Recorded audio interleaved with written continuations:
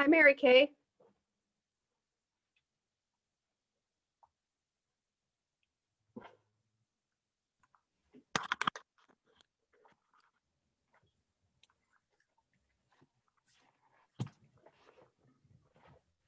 Hey guys. Hi. Hello. It's nice and loud. Gotta turn it down somehow. Maybe on here. Your backgrounds look so nice, you guys. Thank you. Yeah, I love Tracy's. Wow. The place that we go in Hawaii sent quite a while ago these backgrounds for virtual happy hour. Oh, I love it. I know they're great, except for the branding on the side there. It's okay. They gotta Hopefully have it. everyone will just be stunned by the beauty of it. I'm just keeping an eye on who's sitting in the waiting room trying to get in. So far, I think I've let everyone in that has asked. You get like a little message that pops up, right? I usually do, because I got one when Mary Kay and Tracy were trying to get in. Okay.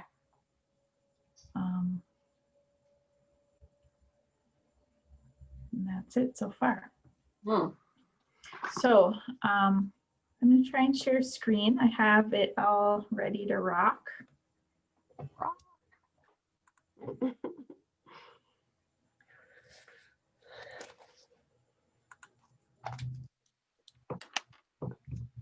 Beauty.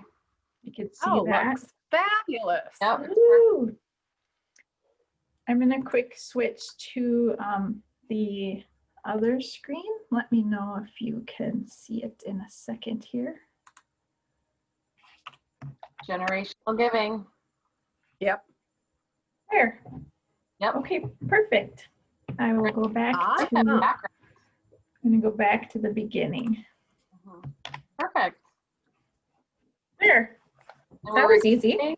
Yeah, we're recording, so it's all good. It's already recording. Okay. Yep. Oh, sorry, as I'm making all kinds of noise over here. Oh, it's okay. We can. We've never like had to do anything with these, but I think we can probably edit them, you know, and start right at. Right. Oh yeah. Oh, no biggie.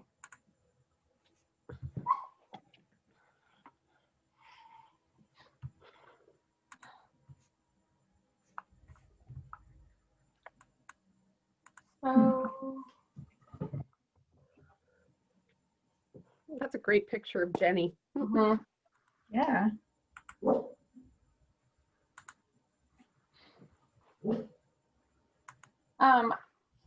Kathy, if I get you another image for that, is that okay? It just, that one says president, and I think we had taken that off. Oh. No, Yeah. I mean, for this moment, it's okay to leave it up, but I'm just gonna duck out and get you a new one. Sure. I don't think she'll care for this. You know what I mean? I think it was just like when we mailed them out. When we mailed it out, we just Yeah. put attorney. Yeah. See, I have Okay. it right here. Just hold it up to the camera. Yeah. Just do this.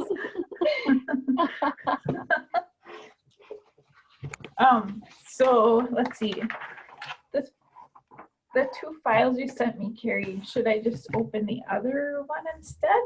Or do they both have this attorney and president listed on them? I'm not sure. I didn't think either of them did, so I just want to make sure. Well, here. Get you a different one. I can. That must have just been the old file that we know that we initially started with. I stopped sharing, right? Right. Okay, good. We'll pull up. So I have it in a PNG file, but So that would just be an image that would pop up instead of a PDF. Oh, and that one says attorney. Okay. I might have to do some Googling on how to make yourself look better on these darn things. Right. Like soft focus. Yeah, it's kind of brutal. I'm stepping sideways. There. okay. Um, They're in the middle. Kathy, do you still want me to send you an updated image, or will that one work? I need it to be a PDF. So this PNG that I PNG, have, I Okay. have to try and do a file save as. No, that's okay. Don't worry about it. You're good. Don't worry. Should I? Okay. Should I just pull up the original one I had then? Yeah, that'd be great. And Okay. then I will just, if I get the other one, I'll just send it to you right away. Okay.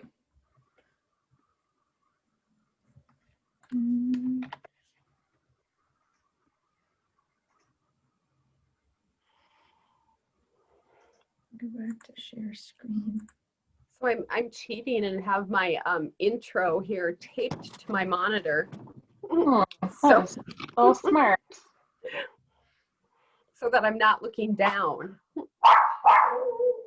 Oh, I'm gonna go move the dock.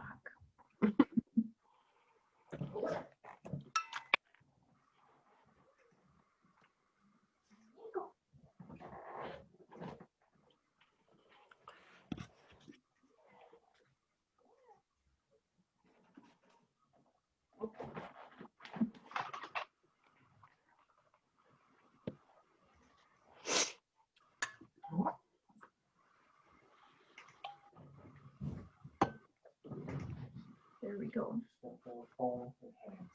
So I only see the 4 of us.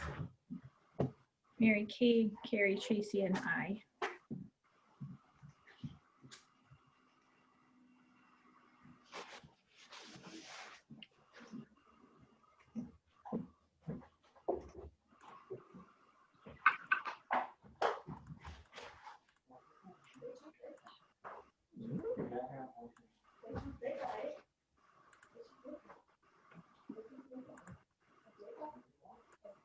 Kathy, I just resent it if you want, but Oh, thank you. I Yeah. see it in my email here. okay.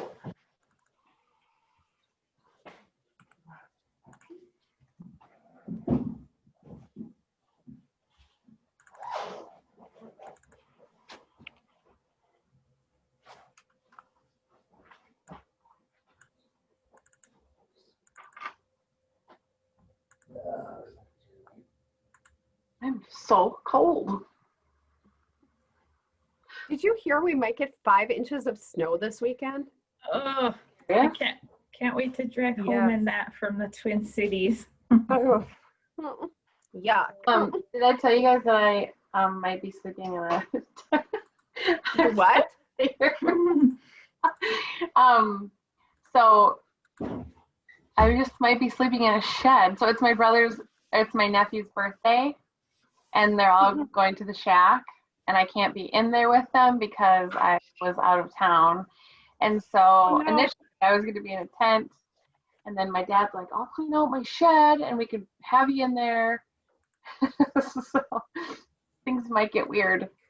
Yeah, you might have to borrow Lene's van. I know, when I talked about that, I'm like, oh, I need that bad. That special wool is called Havelock wool. Havelock, okay. I don't know. I guess it's a thing. It comes in this like 4-foot roll, kind of like that bubble wrap we bought, but it's this thick, like white wool. Huh. I'll have to send you guys pictures. Yeah, I'm excited to see the van. For sure.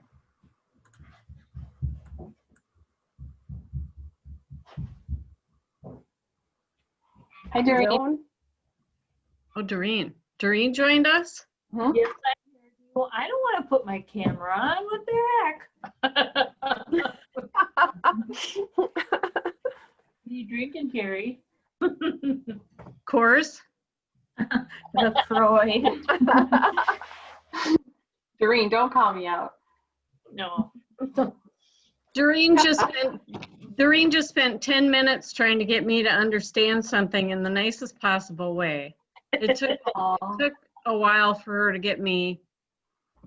Well, if she'd stop giving me financial papers that are the size of ants. Nice. They're even that small for me, so don't feel bad. I can't get my printer to go with the big paper yet because they haven't set that up. Oh, shoot. But Oh, God. Well, at least you have a cord. Or wait, yours is wireless, right? mine is wireless, yep. Here, Joe, were you laughing at me when I came on the screen? No, not a bit. I think you were. No, I was laughing about that it might snow this weekend with the outdoor activities. That's not even funny. Yeah. Oh, no. Oh, I'm ready to hibernate. Mm-hmm. Yeah, it's time. No, it's not, you guys. Time to hibernate. Mm-mm. No? Okay. I still have to mow the lawn. Right? I still have to get my deck furniture off the deck. Yeah. What the heck? You guys are really in denial, aren't you?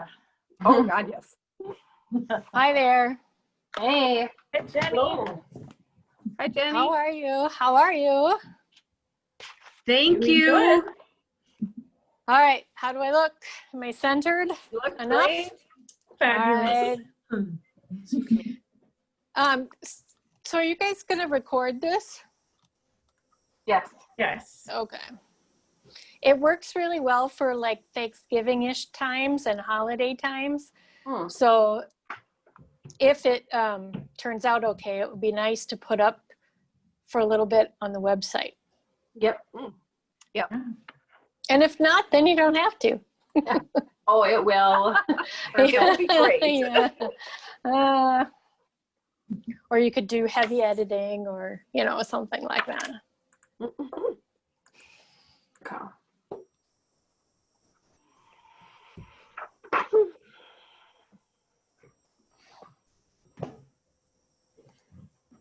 Hi, Shane. How's it going today? Good. How are Good, you? thanks. Good. I might turn my camera off. I'm gonna try to do work at the same time here. I wasn't expecting to be on this, but it kind of fit for just a little while anyway. So Yeah. Yeah. That is Great. okay. Changed your name to Nancy Delaney. yeah, sometimes it's easier to log in underneath somebody else because they have all the information and I don't. So fun. That's all right. Yep. Is the board expected on this, or is it just whoever wanted to, or what's the intention here? Whoever wanted to. Okay. Hi, Sonia. I like the idea of being able to view it later. Mhm. Mhm. Welcome, Sonia. Hi, Sonia. Oh, Oh, she's on Sonia. mute. Nice You're to have muted.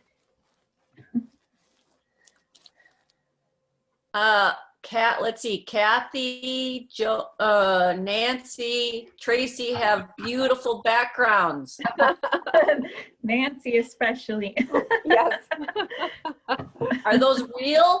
Is it real? I wish. No. No. Okay. It's technology at its finest. Yep. Absolutely. Tracy too? Tracy Yeah. too?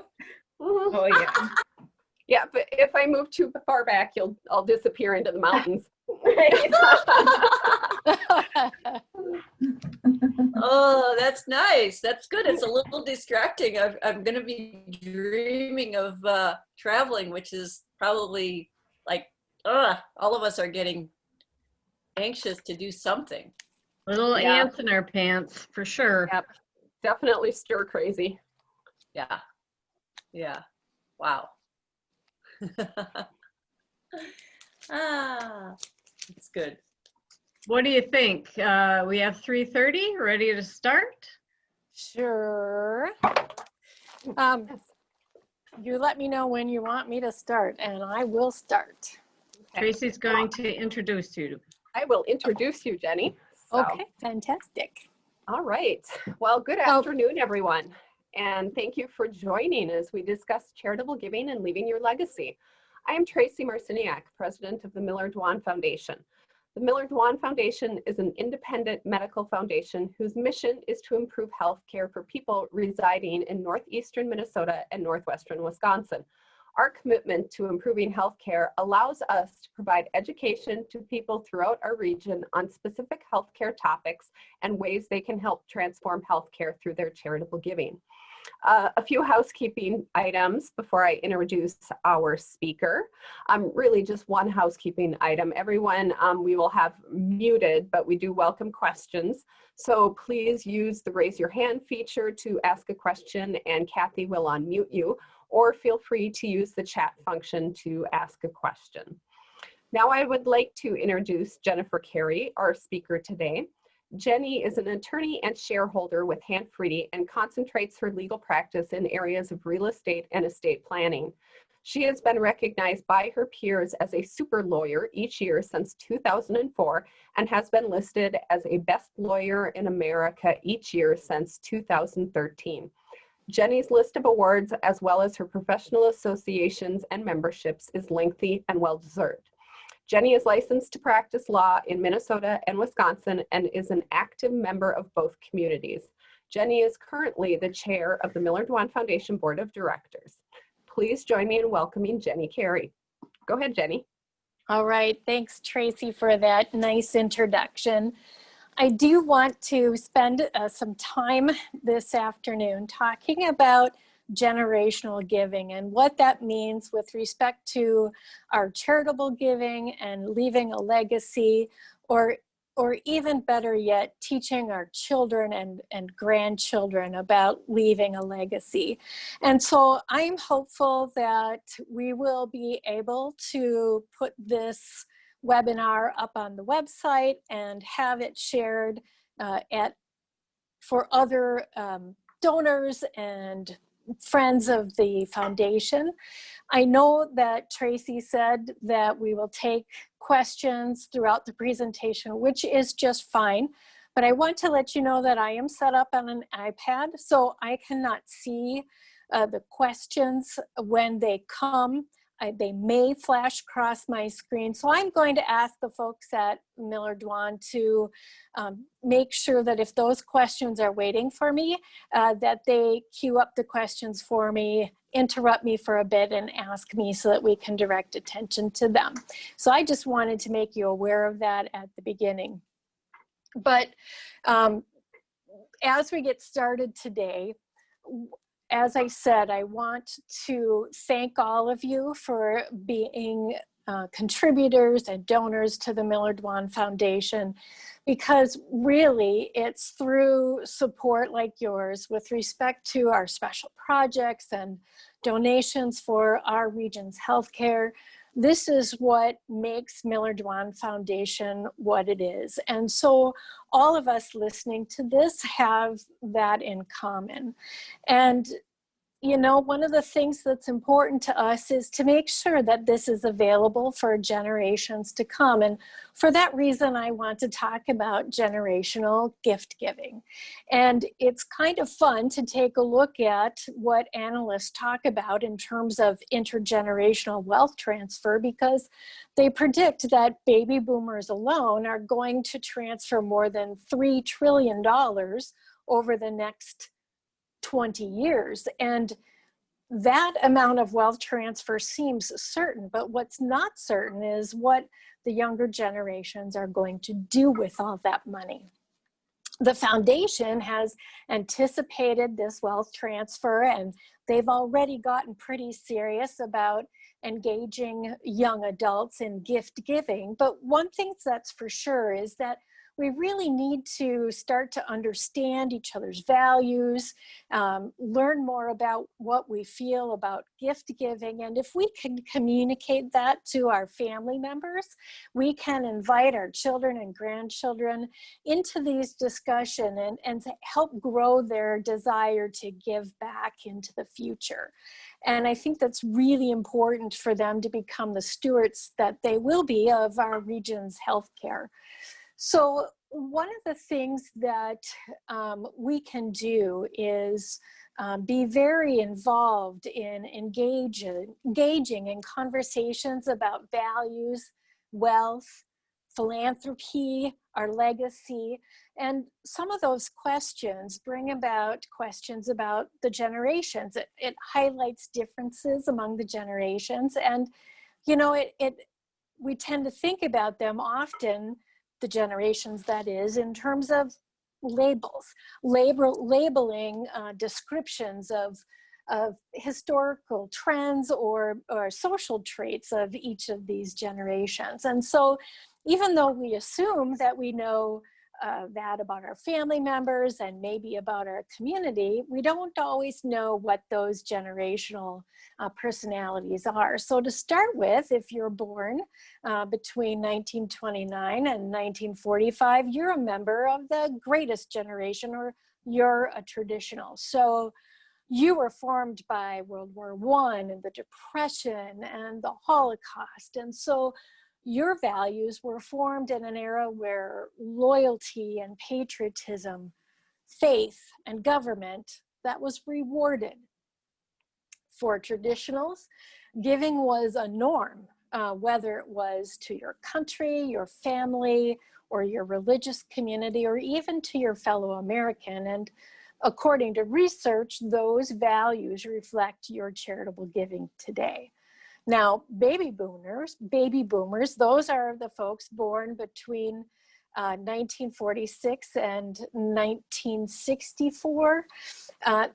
They have been born in an era where television came to be and technology gave everybody a new confidence. So man was landed on the moon. There were the Beatles and flower power. And so this was a period where there was a drastic difference between these cultural revolutions from traditionals to baby boomers. And it gave way to this great ball of diversity and social justice and gender equity and reproductive rights and all of these causes that baby boomers hold dear today. Civil rights, women's rights, gay rights. And, you know, it's because baby boomers witnessed this democracy at work. And with those opportunities also became competition. Baby boomers began competing with one another for leadership and power and control because there were so many of them in the same place at the same time. But you might ask, well, what happened when Generation X came along? Generation X includes those born between 1965 and 1980, and I am a Gen Xer. We grew up in an era of Watergate, Iran-Contra, the AIDS epidemic, the war on drugs, and unfortunately, a time when the divorce rate tripled. So we learned to be skeptical of every institution, from the government to corporations and even to the institution of marriage. So to traditionals, Gen X grandchildren appear frenzied. We jump from one opportunity to the next rather than remaining at the same job for decades. However, we bring upbringing, and it sheds light on our lack of faith in institution. And in our minds, jumping from one opportunity to the next reflects independence and adaptability. Furthermore, we're motivated by values of freedom and compassion, not so much duty, patriotism, and obligation. So with smaller numbers, it's said that the Gen Xers really have not had to compete for the same opportunities. Some look at us and say we were given our leadership roles in 20s and 30s, or we had the opportunity to start our own businesses. But even though we might be accused of being disrespectful, maybe people have said that we've been afforded every opportunity at way too early of an age, I have to take issue with being called a slacker because, you know, I don't think that's the case. But I think that stereotypically that's what we get hit with. But even if that's true, what happens is that we are able to focus on meaningful opportunities, and we learn by doing it along the way. And then we have to take a look at the millennials, those between 1981 and 1996.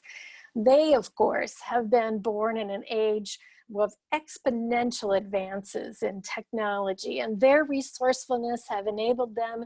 They do everything so fast and much faster than any of us have been able to anticipate. So they're really up for real involvement. They can get up to speed so fast.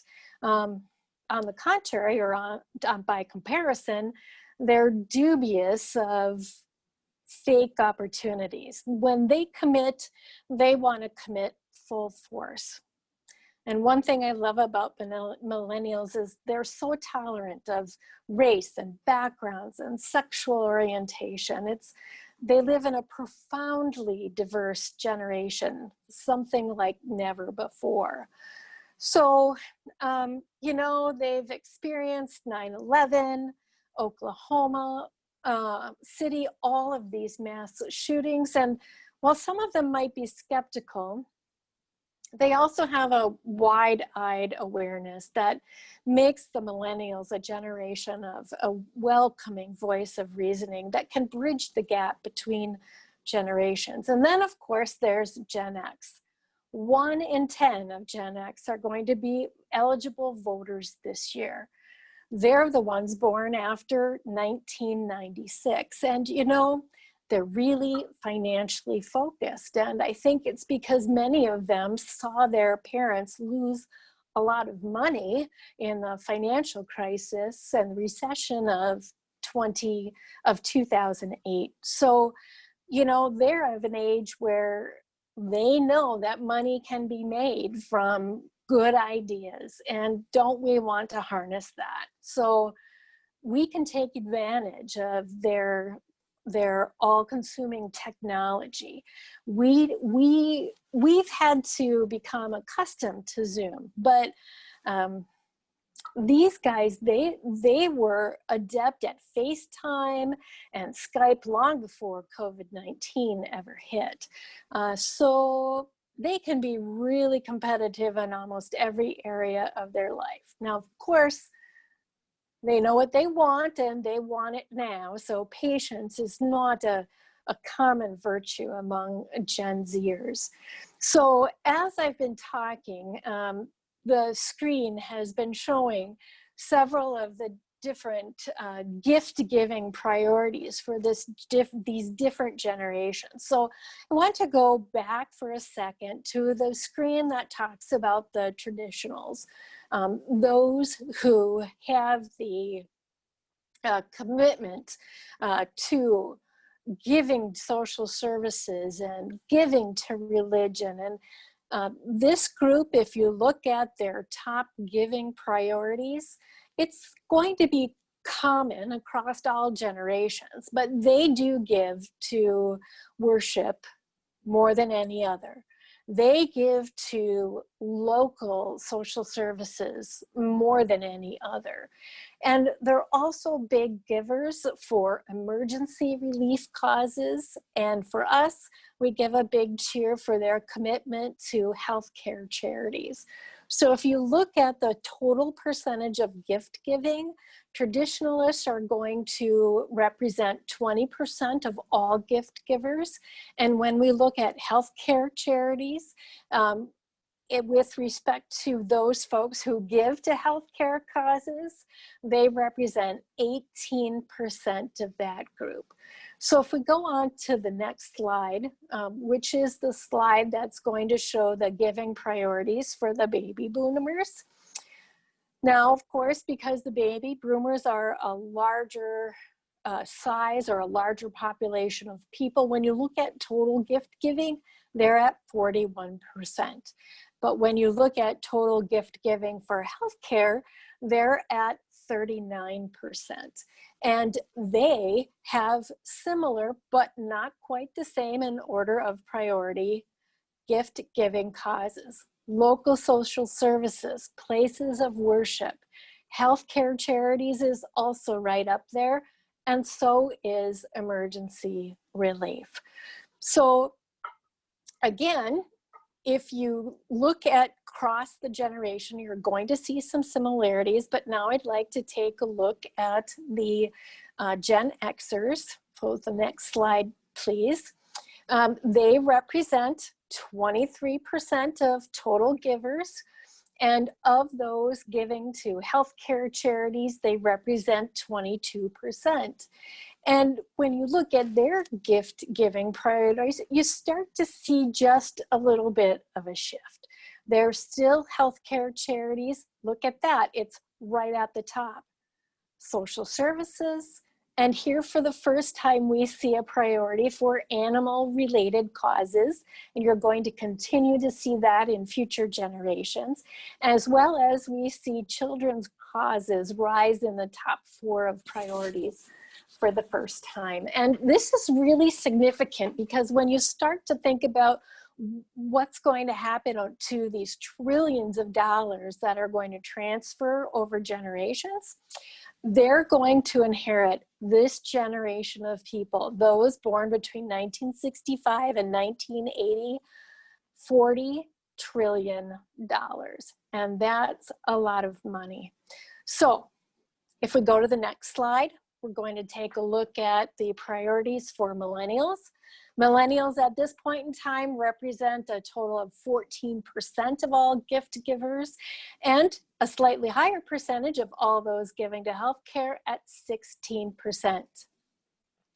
They represent a somewhat traditional gift giving priority list. Believe it or not, places of worship, it is, even for millennials, one of the largest causes that they give to. Children's causes, social services, and again, healthcare charities is right up there in the top 4 of the gift giving priorities. So again, when you look at giving, this is important too, because millennials represent right now over 25% of the US population. Now, when we start to look at the younger generations, on the next slide, we'll take a look at Generation Z. These are adults, young adults born after 1996. At this point in time, they only represent 2% of total giving, but even at only 2% of total giving, with respect to those who give to healthcare, they give 5% out of the 100% pot that goes to healthcare. So their priorities include children's causes, animal-related causes, again, healthcare charities are up there, and so are places of worship. So we tend to think of this generation as not being strong givers, but look at this. Of this generation, 30% of them have already donated to an organization. So they are going to be a very important generation of gift givers in the year to come. So one of the things that I mentioned is that, yeah, Miller-Dwan Foundation has been focused a lot on making sure that these young people are really engaged in giving, but there's something that we can do as parents and grandparents as well. Often as a parent and as a community leader, I have to remind myself that it's really important to focus on our children and grandchildren's identity formation and motivational values, because they're still establishing their identities and learning who they are, and they are integrating that into their gift giving. So rather than focusing on what interests me or what interests you, or even what interests them, we can help them figure out what kind of gift giver they are, what their values are, what their goals are, and what their identities in the world are going to be. And one of the best ways to do that is for us to foster dialogue with these generations. What a better way. There is no better way to make sure that they're informed in making future gift-giving decisions. And one of the things that we can do is engage in discussions at the holidays, because we're together. We might be together this year by telephone or by Zoom or by FaceTime, but even if we're not in the same place, we're still going to be together. And it's the perfect time to share feelings of generosity and what's important to us and what will be important to us for years to come. So I know that some of you have engaged in meaningful conversations already, and I congratulate you for doing this with your children and grandchildren. But for others, I want to take this opportunity to extend an invitation to engage in these conversations with them. You may or may not have ideas about how to get started in this, but one great idea is to develop a family giving mission statement. Just a few sentences to describe the goals that you're trying to achieve with your giving. For example, protect the environment, or end hunger in our community. And during the holiday, you can invite everybody to write down some of their own visions or wishes and share it with the rest of the family. And it's these discussions that you can help maybe even develop some consensus in your family about what's important to give. This mission statement, if you take time to create it, can be used for generations to come. I mean, what a wonderful gift-giving tradition this would be. You know, holidays, it's not always the best time to think about giving, because we're also engaged in hyper-consumerism. So much thought about spending and what we want. So when we talk about giving, it's really a powerful message to our children and our grandchildren. And let's use the holidays to have those honest conversations. And so there's another tool that I want to talk to you about. I would encourage you to think about writing a philanthropic legacy letter to your children or your grandchildren. And the purpose of a legacy letter is to let your family members know what's important to you with respect to your charitable giving. It might be your thoughts or your opinions, your philosophy about what you treasured before, what you hope they'll treasure after you're gone. And as far as I'm concerned, it doesn't matter whether your legacy letter is 1 page or 10 pages long, but to be persuasive, your letter should include a description of what's important to you and what you stand for when it comes to philanthropy. Restate your values in the letter and your ethics and the morals that you think require emphasis. So speak about the gifts of charity that gave you the most satisfaction, and speak about the lessons that you learned that you'd like to pass on to them.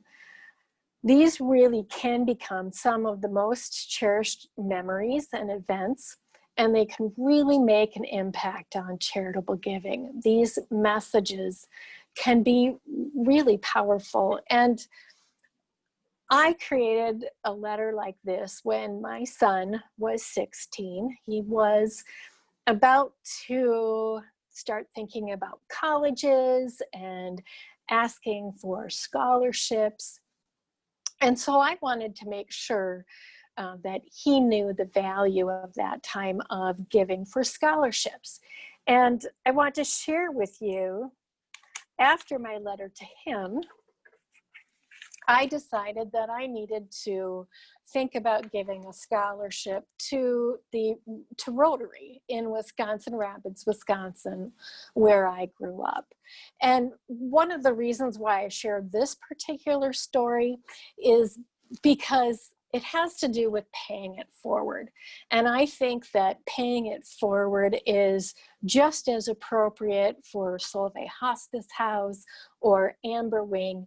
And so when you hear my letter, think about it in that context and what it could mean for sharing your values about Miller-Dwan Foundation with your family. So this is the letter that I wrote to the president of the Rotary Club of Wisconsin Rapids. I did this in 2012. And it starts out, I am a graduate of Lincoln High School, class of 1984, and I wanted to know if anybody from, I wanted them to know my maiden name, which is Crook. I do not know if any Rotarians in club number 2723 remember me, but my father was Lee Crook and my grandfather was John Crook, and they both worked at the Wisconsin Rapids office of the Wisconsin DOT. And I let them know that currently I was a lawyer and a shareholder at Hanft Freedy. So in my letter, I say that when I graduated from Lincoln High School in 1984, scholarships were need-based, not merit-based. And even though I graduated in the top 2% of my class of more than 600 students, the only scholarship I received was a $300 scholarship from the Wisconsin Rapids Rotary Club. Times have changed, but I have always sincerely appreciated the scholarship that I received, and more importantly, the recognition of my scholastic achievements and leadership activities that came with it. The Twin Ports has a Pay It Forward scholarship fund that inspired me to return my scholarship winnings to the Wisconsin Rapids Rotary Club. With sincere thanks for your scholarship activities then and now. For this reason, my check in the amount of $300 is enclosed. And I went on to invite them to Superior's Dragon Boat Festival because I wanted to showcase the Twin Ports. But one of the other things I need to share with you is the response that I got from Rotary. And it came within maybe 2 weeks. Dear Jennifer, what an absolute delight to receive your letter and check to the Rotary Club of Wisconsin Rapids, 3 exclamation points. I loved sharing it with the club this past Monday. There was applause and obvious joy in getting your message. What a thoughtful and kind thing for you to do. What is especially ironic is we normally give out 5 $750 scholarships now, but by mistake, the committee selected 6 individuals this year. It was too late to undo it, and we figured we would work it out somehow. So there we were, short $750, and then we get this lovely gift. So if this happens between my letter to Rotary, imagine what a letter can do between you and your family members. And I cannot help but imagine, given the experiences and the meaningful impact that Solvay has and Amberwing has, that we have all of it within our power to make not only our dollars count for generations to come, but to impress upon generations to come to make their dollars count too. So that's the message that I wanted to share with you this afternoon. We don't have a lot of time left. There may be questions about gift giving to charity or the rules involved. Tracy, do we have time for that, or is this something that I should just invite people to contact me or contact the foundation if they've got questions? I think we can probably take a question if there is any, and then certainly we can get contact information out for both you and someone at the foundation. Okay, that sounds good. One of the things while we're waiting to see if there is any question is don't forget that 2020 is a great year to give. Due to the COVID-19 relief, the amount or the percentage that can be used toward reducing your income for tax purposes is 100%. So it's not subject to the same limitations as other years. So like I said, 2020 is a great year to give, give, give. Thank you. Jen, I have a question for you.